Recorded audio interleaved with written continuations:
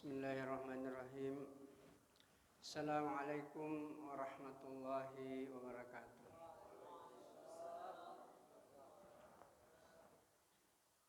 Alhamdulillah, nahmaduhu wa nasta'inuhu wa nu'minu bihi wa natawakkalu alaihi. Asyhadu an la ilaha illallah wa asyhadu anna Muhammadan abduhu wa rasuluhu la nabiyya ba'dah. Allahumma salli ala hadzal nabiyil karim wa ala alihi wa ashabihi wa man tabi'ahum bi ihsanin ila yaumiddin. Qala Allah ta'ala fi kitabihil karim wa asdaqul qailin. A'udzu billahi minasy syaithanir rajim. Bismillahirrahmanirrahim. Wal takum minkum ummatun yad'una ilal khair wa ya'muruna bil ma'rufi wa yanhauna 'anil munkar wa ulaika humul muflihun.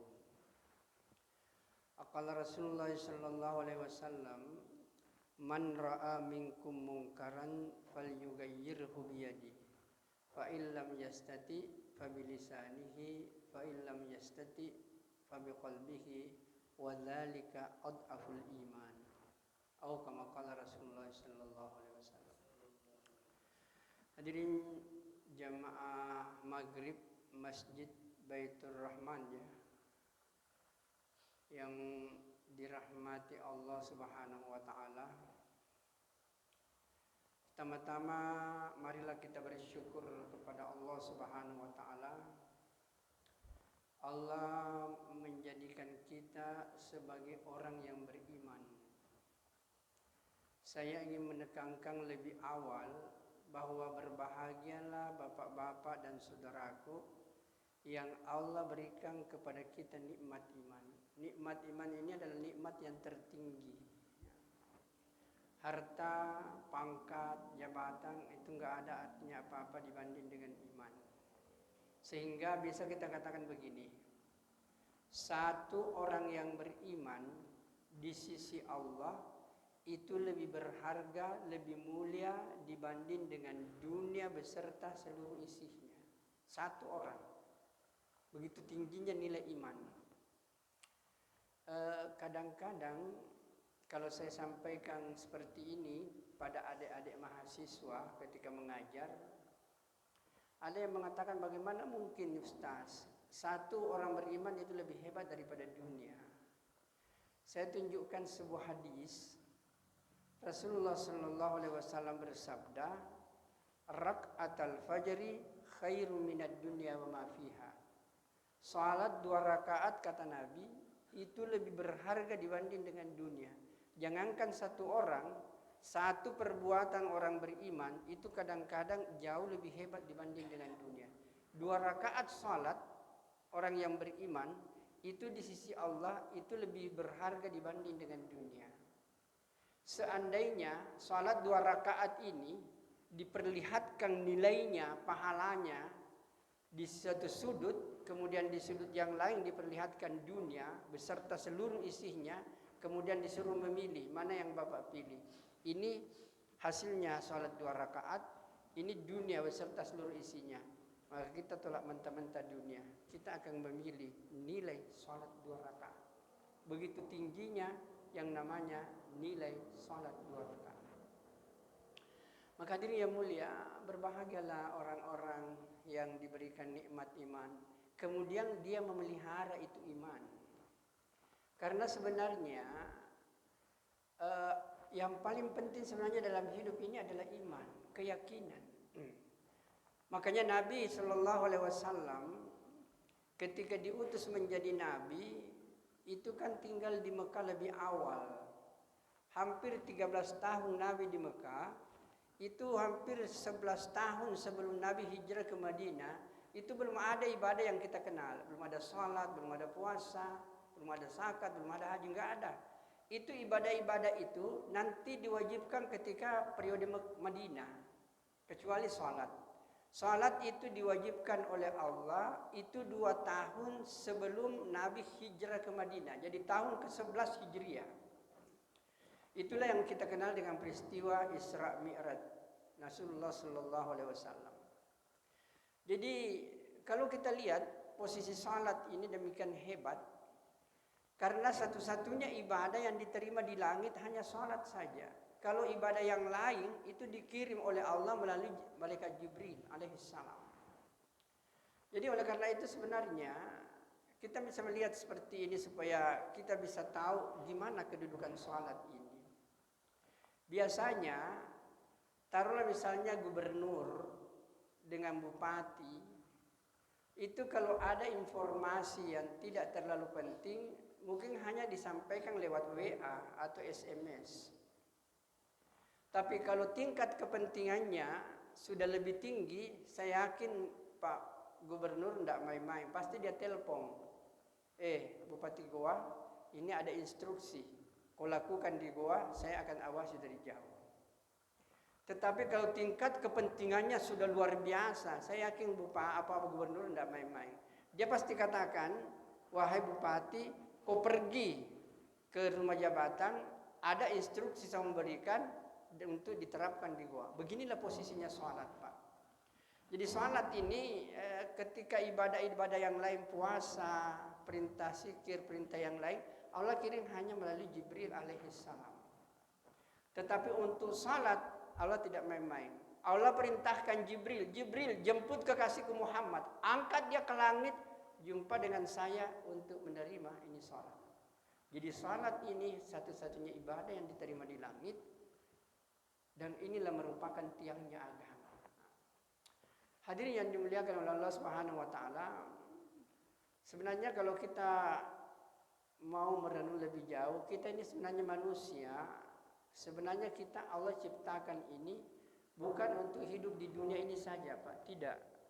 Manusia ini adalah makhluk akhirat yang hanya mampir sebentar di dunia. Ini harus diyakini. Jadi manusia ini adalah makhluk akhirat. Jadi Allah menciptakan manusia sebenarnya tujuannya untuk hidup di akhirat selama-lamanya. Hadirnya kita di dunia ini hanya transit saja. Untuk Allah uji kemana manusia ini mau pergi. Maka Allah katakan wahadainahun najdain, aku tunjukkan kepada manusia, bentangkan kepada manusia hanya dua jalan. Jalan pertama menuju ke surga, jalan kedua menuju ke neraka. Kemudian Allah katakan aikrahafiddin, aku tidak paksa manusia untuk menempuh jalan, silakan. Cuma Allah jelaskan bahwa kalau kau melewati jalan-jalan ke surga ini memang butuh kesabaran, butuh perjuangan, karena memang berat untuk dilewati. Tapi Allah ingatkan, kalau kau mampu melewati jalan-jalan ini, maka di ujung perjalanan sana kau akan hidup selama-lamanya dalam kebahagiaan. Tapi kalau kau melalui jalan kedua ini memang enak untuk kau nikmati. Di situ ada khamar, di situ ada judi, di situ ada zina, memang enak. Tapi Allah mengingatkan bahwa di ujung perjalanan sana kau akan sengsara, tidak punya batas waktu. Sekarang mari kita berpikir. 60-70 tahun umur kita, apakah kita mau pakai taat kepada Allah? Apa artinya? Tidak ada artinya Pak itu. Kita bersungguh-sungguh dengan susah payah, 70 tahun dengan susah payah, taat kepada Allah, perintah Allah dikerja, larangan Allah ditinggal, paling 70 tahun selama umur kita. Tetapi setelah kita meninggal dunia, kita akan bahagia 70 triliun tahun lamanya. Ataukah kita tidak mau diatur dengan aturan Allah? Perintah Allah kita tinggalkan, larangan Allah kita kerjakan. Memang terasa nikmat. Tapi apa artinya kenikmatan 70 tahun? Setelah itu kita akan menderita 70 triliun tahun. Tentu kita mengatakan lebih baik susah 70 tahun, tapi bahagia 70 triliun tahun, daripada enak 70 tahun, tapi menderita 70 triliun tahun.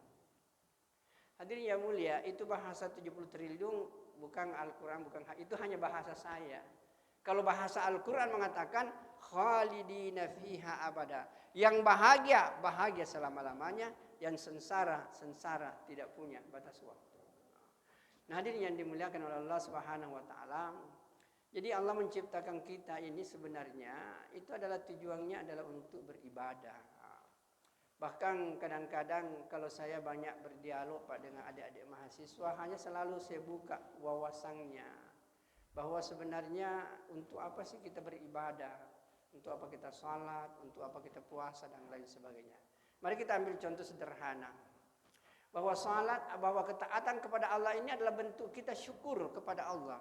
Coba bayangkan Pak, kira-kira kalau kita di Samata ini ada orang yang kasih kita tanah kira-kira 1 hektar lah.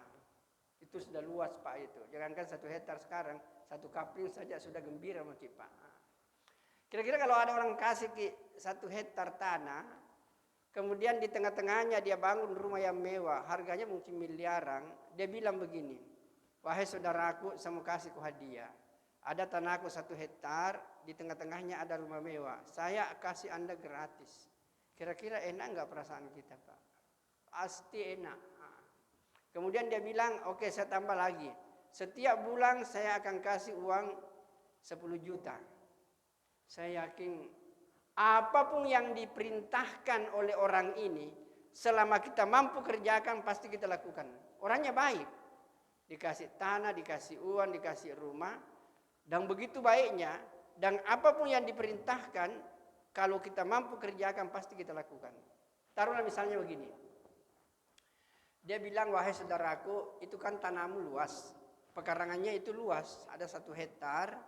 Dan rumahmu itu pas di belakang rumah itu, saya sudah siapkan bibit-bibit tanaman. Dan sekarang sudah musim hujan.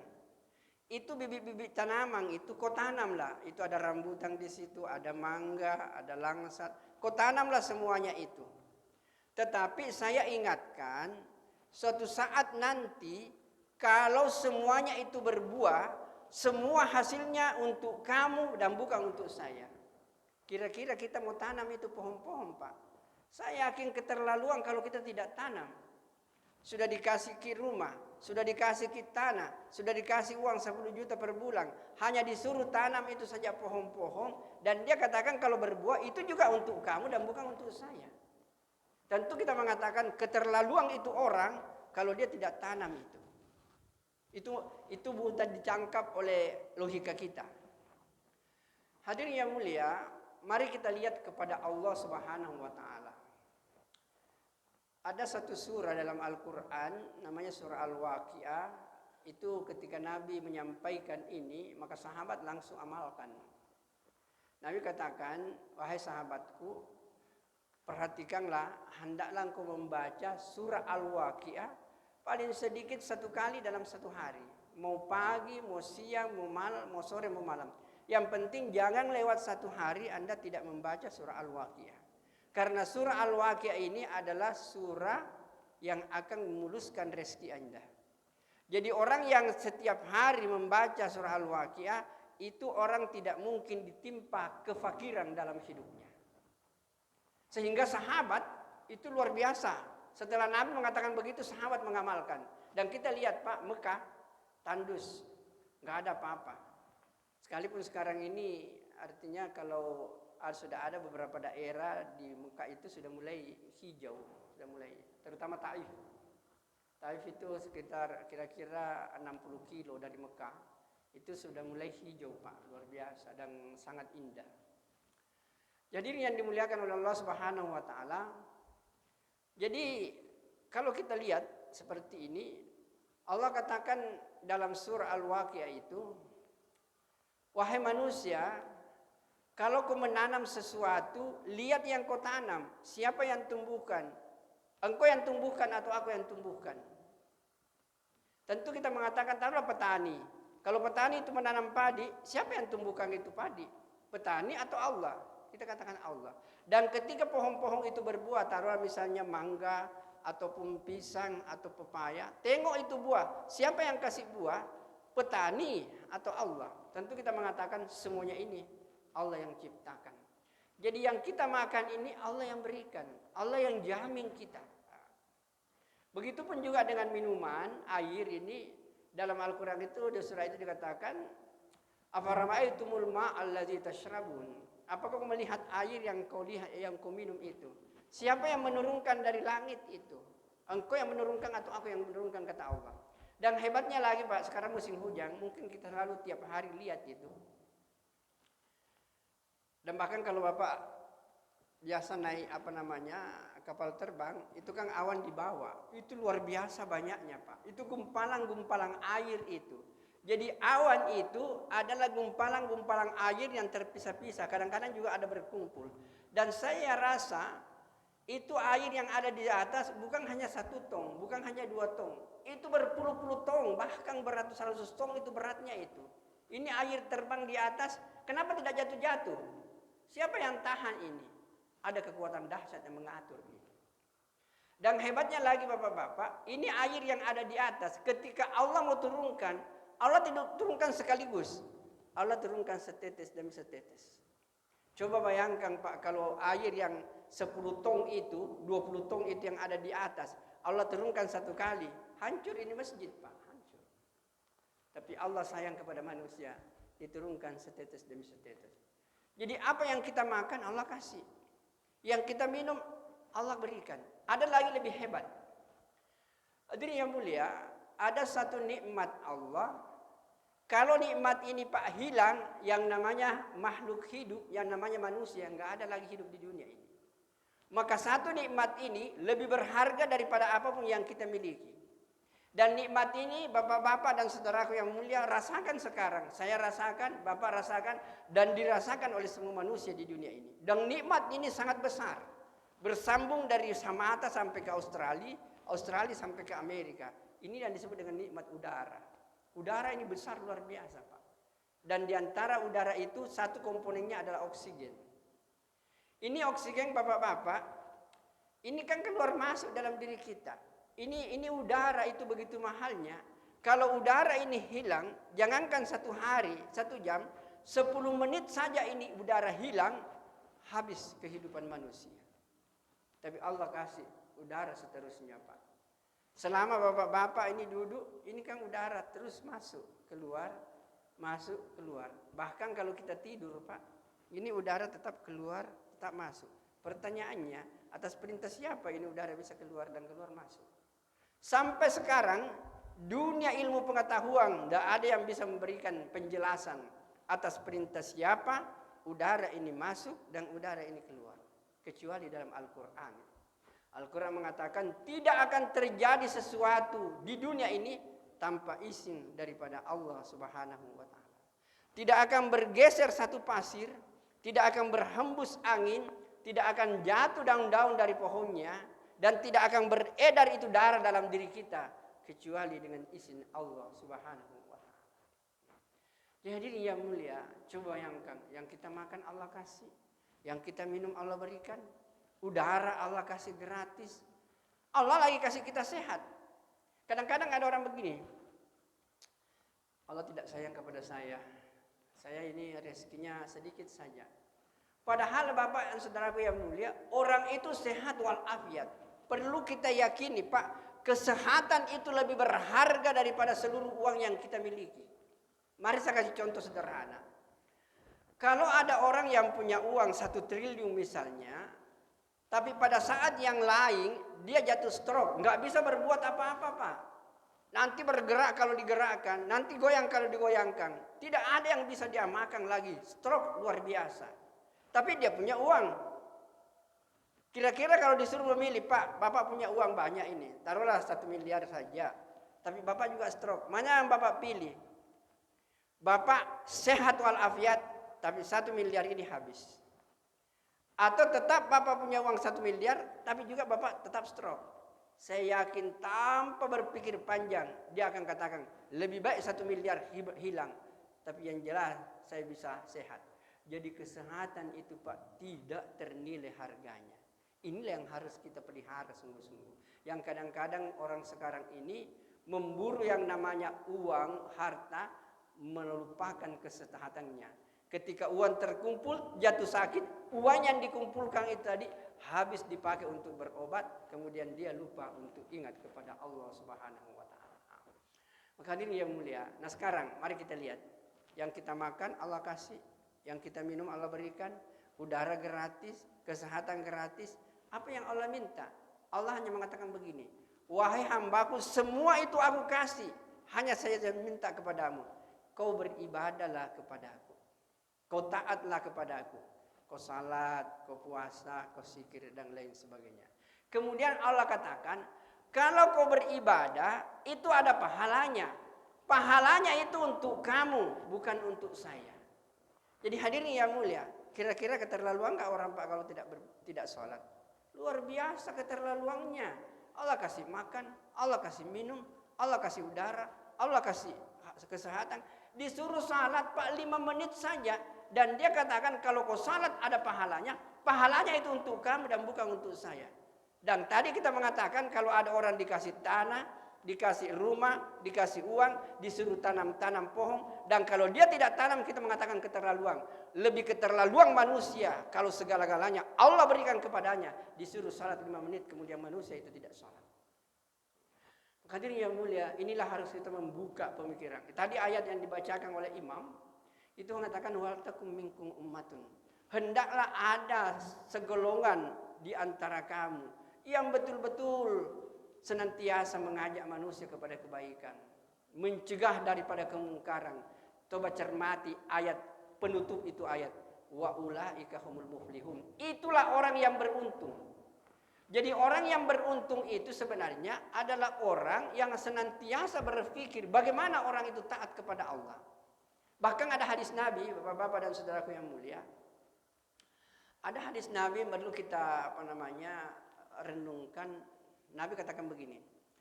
La yu'minu ahadukum hatta yuhibba li akhihi ma yuhibbu li nafsihi. Tidak dianggap orang itu beriman kepada Allah dan hari kemudian sebelum orang itu mencintai saudaranya apa yang dicintai untuk dirinya sendiri. Ini penting menjadi perhatian kita. Kita selalu menganggap kita kuat iman, tapi kita tidak peduli dengan orang lain. Hadirin yang mulia, mari kita lihat. Berarti tidak dianggap kita beriman sebelum kita mencintai orang lain seperti yang kita cintai untuk diri kita sendiri. Sekarang pertanyaannya, hadirin yang mulia, apa sih sebenarnya yang kita inginkan dalam hidup? Dan sebenarnya apa cita-cita kita yang tertinggi? Saya langsung saja Pak, semua kita ini pasti menginginkan masuk surga nanti di hari kemudian.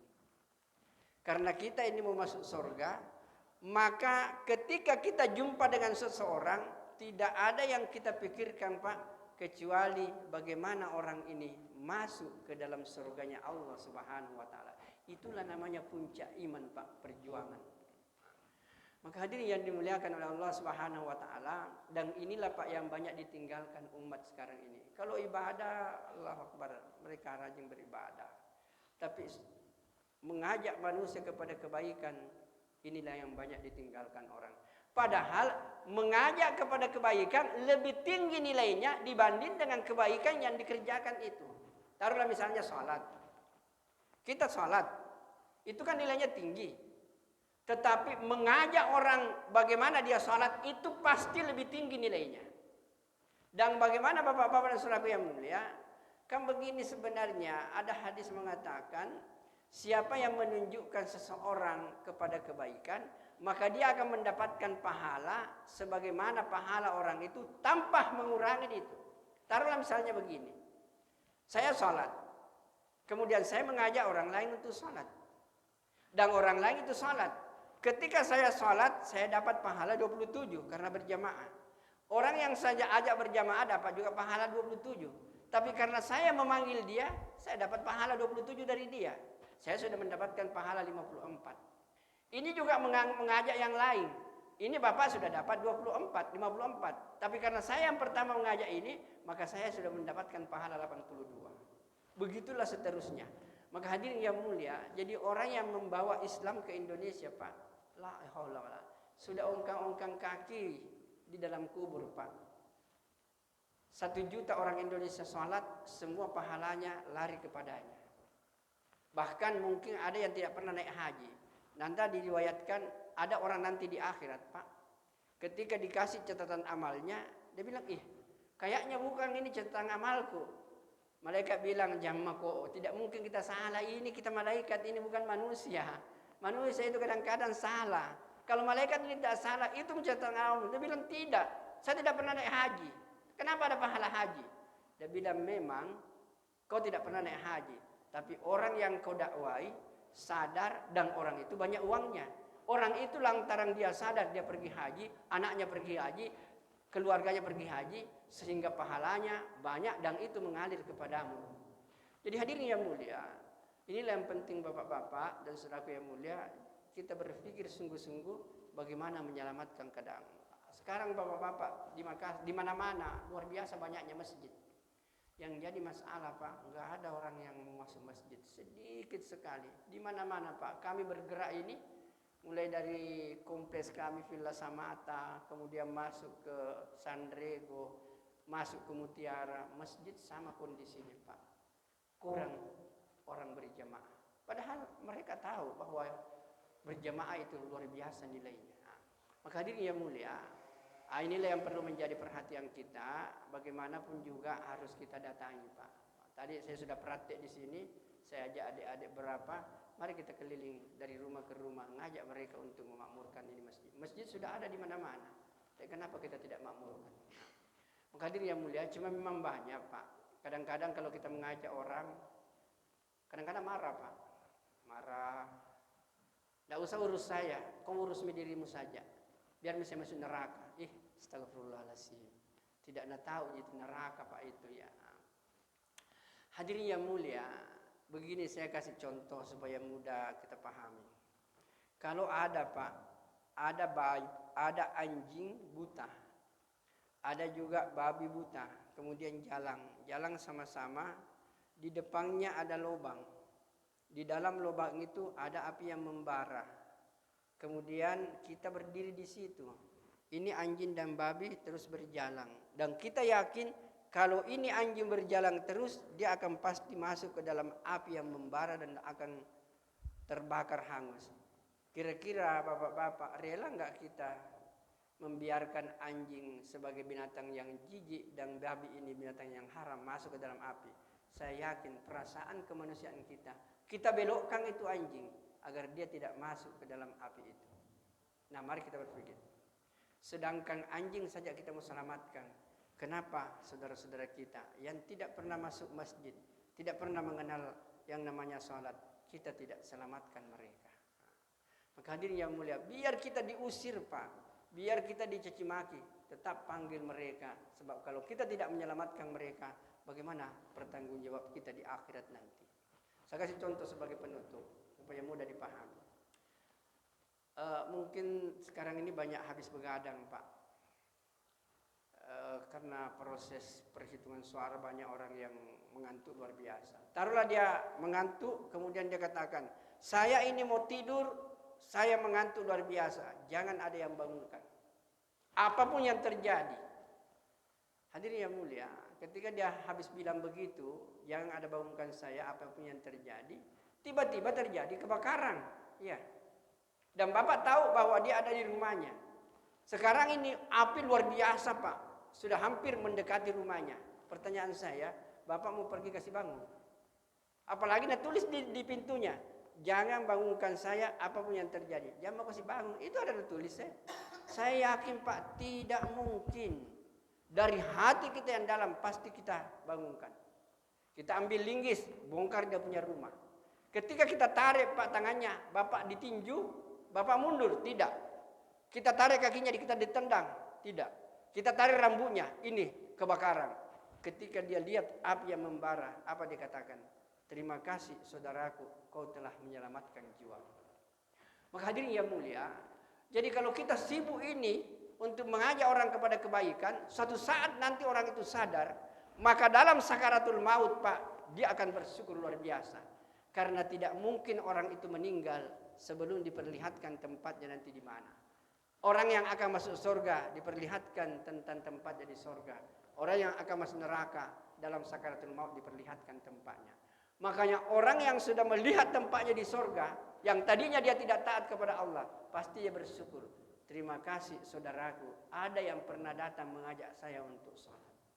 Maka hadirin yang mulia, inilah pentingnya tadi ayat yang dibaca oleh anak kita tadi, yaitu wal takum minkum ummatun. Hendaklah ada orang di antara kita yang betul-betul mengajak kepada kebaikan, mencegah kemungkaran. Kemudian Allah janji, wa ulaika humul muflihun. Itulah orang-orang yang beruntung. Hadirin yang mulia, oleh karena itu inilah Bapak-bapak. Jadi kami terus terang ini Pak, saya bergerak selama masa libur mahasiswa ini. Saya mengajak kawan-kawan, ada 8 orang ini untuk keliling melaksanakan tugas yang seperti ini. Kami tidak digaji, bahkan kami pakai uang sendiri. pakai uang sendiri. Kami bergerak 40 hari ini dari rumah ke rumah, dari pintu-pintu, dari lorong ke lorong untuk bagaimana melihat agama kita ini baik. Untuk inilah Bapak-bapak dan saudaraku yang mulia, ini baru kami bergerak 18 hari, masih ada tersisa kira-kira 21 hari. Mungkin Bapak-bapak yang punya keinginan untuk menikmati ini agama, maka di sinilah Pak. Yakin dan percaya bahwa dengan cita ini sebenarnya dakwah ini Pak seperti apa ya? Seperti promosi. Kenapa banyak dakwah sekarang tidak berhasil? Karena kadang-kadang orang itu berdakwah, lentun bilang Pak, lentun kerja. Kadang-kadang apa yang didakwakan dia sendiri tidak lakukan. Jadi masyarakat bilang, bagaimana aku berdakwah sementara aku tidak lakukan? Maka hadirin yang mulia, biasanya orang promosi itu Pak, bagaimanapun hebatnya suatu produk, kalau tidak dipromosi dengan baik tidak laku di pasaran. Tapi kalau ada produk sederhana saja, tapi dipromosi dengan baik, itu akan laku. Dan orang yang mempromosikan barang Pak, kalau dia promosikan dan dia pakai sendiri, itu laku Pak. Pak, ini baju bagus sekali. Wih, saya pakai ini halus Pak, nikmat. Jadi karena kita sudah mengatakan saya pakai bagus, orang itu mengatakan ya dia sudah pakai, tertarik orang beli. Begitulah ini agama Pak. Jadi agama ini kalau kita mengatakan ini baik, salat berjamaah itu bagus, sementara kita sendiri tidak salat berjamaah, pasti mengatakan orang bagaimana aku mengatakan baik, sementara aku sendiri tidak lakukan. Inilah pentingnya Bapak-bapak dan saudaraku yang mulia, bahwa agama ini akan tersebar dengan baik, dengan perjuangan dan dengan pengorbanan. Untuk itulah kami datang Pak, silaturahmi ini mungkin sudah 8-9 masjid kami datangi untuk membuka, mari kita berusaha bersama-sama untuk memakmurkan masjid ini. Dan kita punya cita-cita cuma satu, agar seluruh masjid di seluruh dunia itu salat subuh sama dengan salat Jumat. Apabila salat subuhnya umat Islam sama dengan salat Jumatnya, maka umat Islam akan kembali memimpin peradaban dunia. Apa yang saya sampaikan Bapak-bapak, kalau itu benar, itu pasti datangnya dari Allah. Toh kalau salah dan keliru, itu bersumber dari kebodohan dan keterbatasan yang saya miliki. Kalau kita mau bagus, perbaiki hubungan dengan Allah, harmoniskan hubungan dengan sesama manusia. Kepada Allah kita baik, kepada sesama manusia juga kita baik. Sebenarnya itulah surga sebelum kita masuk ke surga yang sesungguhnya. Baik, kita tutup dengan doa kepada majelis. Subhanakallahumma bihamdika, asyhadu an la ilaha illa anta, astaghfiruka wa atubu ilaik. Subhana rabbika rabbil izzati amma yasifun, wa salamun alal mursalin, alhamdulillahi rabbil alamin. Assalamualaikum warahmatullahi wabarakatuh.